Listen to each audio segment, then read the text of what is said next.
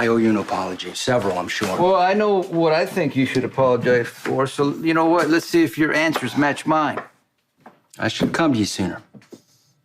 For Spencer, first of all, I mean, you're his uncle, and more importantly, you're his confidant and his friend and his protector.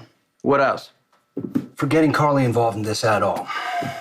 And then asking her to keep it from you, that was a bad call. You've done a lot of those lately. Hiding was the only way to keep Spencer safe. Not the only way.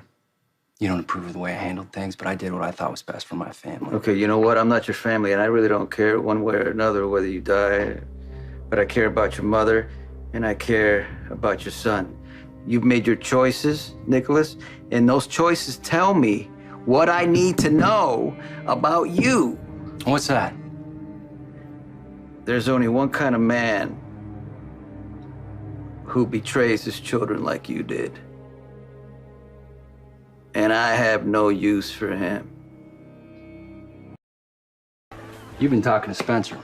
Yeah, we're close. Very close. You want to know why?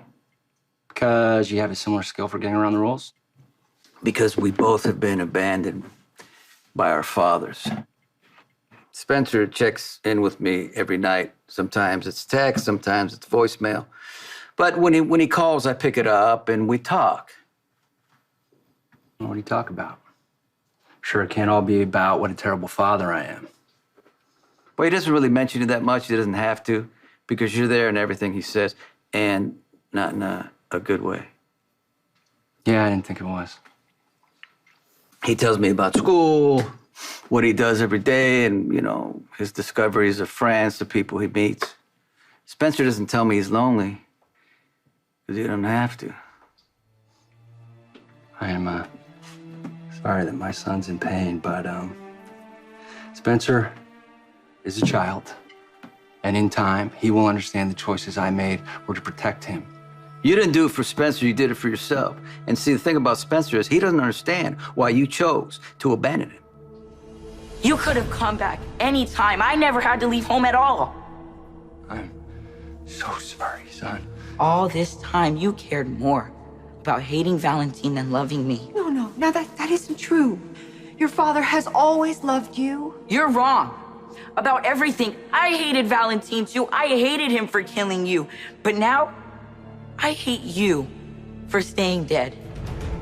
You know, I thought you, of all people, would understand the lengths that I went to for my family, for my son. The way you betrayed Spencer. Only cowards do that, and I'm not a coward. You'd be smart to remember that.